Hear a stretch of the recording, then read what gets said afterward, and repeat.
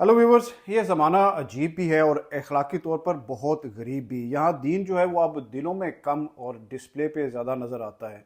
यहाँ ईमान का वज़न जो है वो तकवा से नहीं बल्कि टीआरपी से मापा जाता है।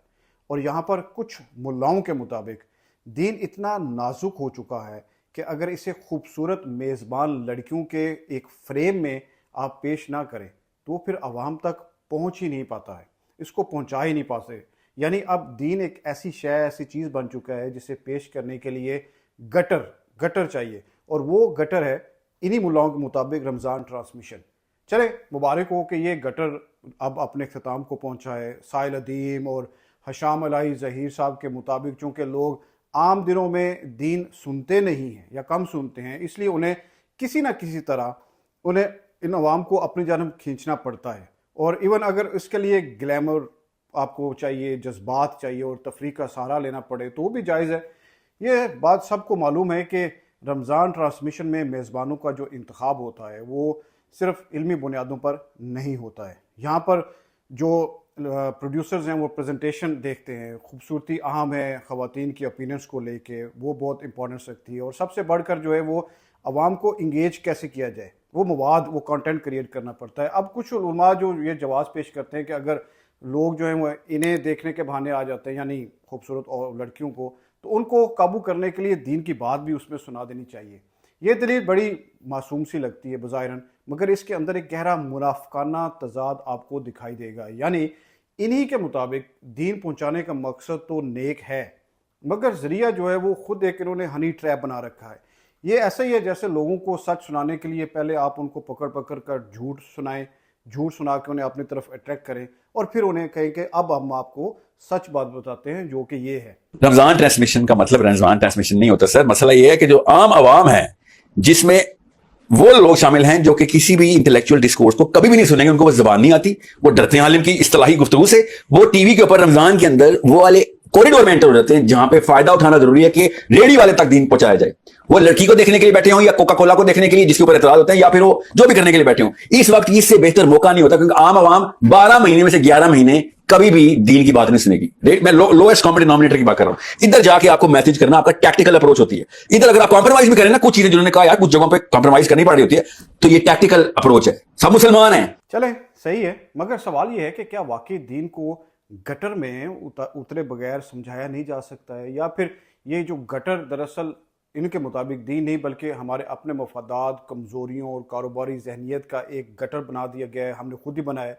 और ये कहना कि लोग रमज़ान में दीन सुनते हैं, ये भी एक आधा सच है, क्योंकि हकीकत ये है कि मुहर्रम में इबादत और दीन की महफिलें और मजालिस अपने उरूज पर होती हैं। रबीउल अव्वल में अगर आप देखें तो जुलूस और फिर नातिया महाफिल उरूज पर होती हैं। ज़िलहज में अगर आप देखें तो कुर्बानी और हज और उनके फ़ज़ाइल की बातें हर तरफ फैली हुई होती हैं। शब बरात पर मसाजिद जो हैं वो भरी हुई होती हैं, और जुमा जो है उसकी बात करें तो वो हर हफ्ते आता है।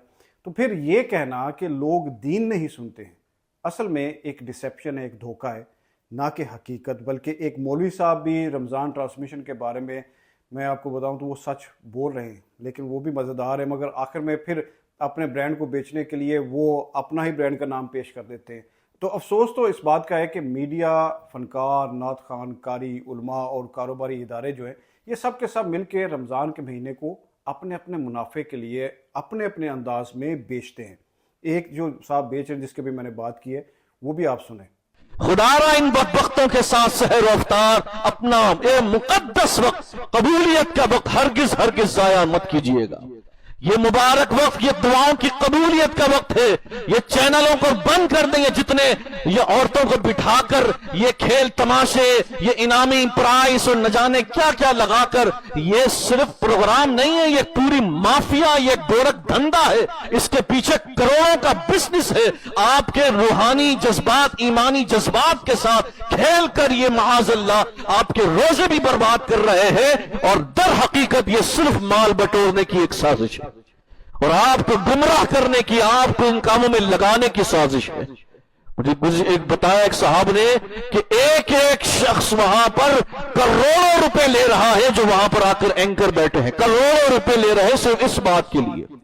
اور ریٹنگ کے چکر میں پھر اب مولویوں کو لڑایا بھی جائے گا، ریٹنگ کے چکر میں متنازع اسلام کے متفق علیہ مسائل کو بھی اٹھایا جائے گا، ریٹنگ کے چکر میں نئے نئے ایشوز لائے جائیں گے کسی طرح، کیونکہ جو منفی ایجنڈے ہوں گے انہی پر وہ زیادہ فوکس ہوگا، کیونکہ منفی خبروں پر زیادہ لوگ اس پر شیئر بھی کرتے ہیں، زیادہ رد عمل بھی دیتے ہیں۔ صرف ریٹنگ کے لیے یہ اپنے چینلوں کو اٹھانے کے لیے کلپ وائرل ہو جائے، میرا یہ شیئر ہو جائے، اس چکر میں یہ مسلمانوں کے روزے بھی برباد کریں گے، سحر و افطار کے مقدس اوقات بھی خراب کریں گے۔ لہٰذا بائیکاٹ کی ایک مہم چلا دیں ان بدبختوں کے خلاف، یہ سارے چینلوں کے خلاف، نہ یہ ہمارے خیر خواہ، نہ یہ دین کے خیر خواہ، نہ یہ ملک کے خیر خواہ ہے، یہ سب دشمن ہے ہمارے دین و اسلام اور ملک و ملت کے۔ تو ویورز، ان دین فروشوں سے یہ پوچھنا بھی ضروری ہو جاتا ہے کہ امت کا کردار آج تک انصاف پسند کیوں نہیں بن سکا ہے؟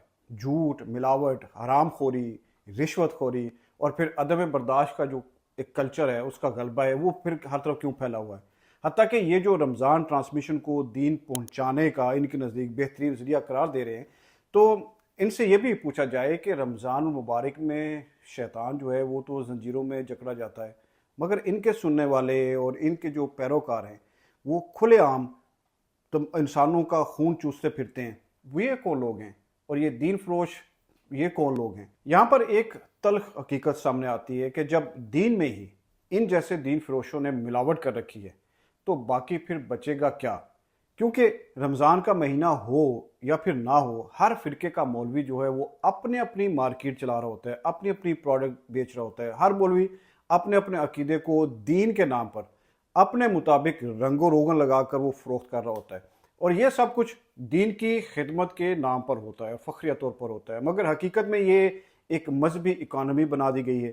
بس رمضان میں اس کاروبار میں بہت تیزی دکھائی دیتی ہے اور تیزی آ بھی جاتی ہے، اور پھر کچھ ماہ میں کاروبار تھوڑا کم منافع پر چل رہا ہوتا ہے، پھر کوئی نہ کوئی ایسا موقع ان کو مل جاتا ہے اور دین فروشی کا کام جو ہے وہ اور زیادہ تیز ہو جاتا ہے۔ اگر شامل آئی ظہیر فلرٹ کرتا پایا جاتا، سائل دین فلرٹ کرتا پایا جاتا، تو پھر میں کیا سوال کیا بات سر وہ دین کی بات کرا کے ہماری عورتوں سے دین کی بات کیونکہ ہماری تو عورتیں ننگی ہیں، وہی کیوں نہ کرے بات دین کی؟ سر چلو آپ کو مطمئن ہے؟ میں مطمئن نہیں ہوں، اس کے علاوہ آپشن کوئی نہیں ہے، اطمینان والا لیول نہیں ہے مسلمانوں کا اس وقت۔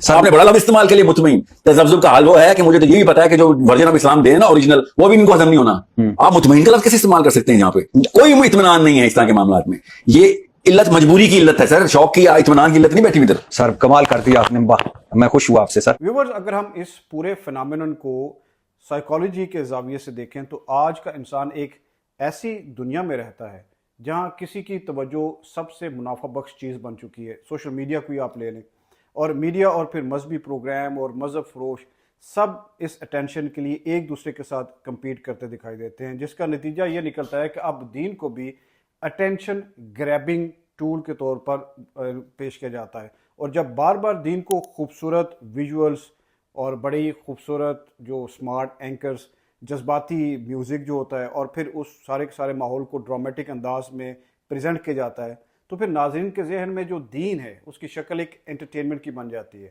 پھر سب سے دلچسپ بات یہ ہوتی ہے کہ ان سب ایلیمنٹس کو اپنے فائدے کے لیے استعمال کرنے والے جو ہیں وہ مزید اٹینشن لینے کے لیے انہی ایلیمنٹس کے اوپر لان تان کرتے بھی دکھائی دیتے ہیں کہ ہم خود کو پارسا دکھا سکیں۔ تو جناب سوال تو یہ پیدا ہوتا ہے کہ اس گٹر کے ماحول میں اور اس گٹر میں اصل میں کون اتر رہا ہے؟ وہ عالم جو دین کو شو بنا کر پیش کر رہا ہے، یا وہ میڈیا ہاؤس جو اسے بیچ رہا ہے، یا پھر وہ فنکار جو پاکیزگی کی چادر اوڑھ کر ہمارے سامنے آ کر بیٹھ جاتے ہیں، یا پھر وہ ناظرین جو اسے خرید رہے ہوتے ہیں، اسے دیکھ رہے ہوتے ہیں؟ شاید سچ یہ ہے کہ ہم سب اس گٹر کا برابر کا حصہ ہیں، کیونکہ کوئی بیچ رہا ہے، کوئی سجا رہا ہے، اور کوئی دیکھ کر خوش ہو رہا ہے، سب کے سب ایک جیسے ہیں۔ اور آخر میں آپ کو ویورز یہ کلپ میں آپ کے چہروں پر مسکراہٹ لانے کے لیے شامل کر رہا ہوں، آپ اسے دیکھیں، محظوظ ہوں، اور ویڈیو پسند آئی تو لائک کریں، شیئر کریں اور چینل کو سبسکرائب کریں۔ بہت شکریہ، لیکن جاتے جاتے یہ کلپ ضرور دیکھیں اور پھر مسکرائیے۔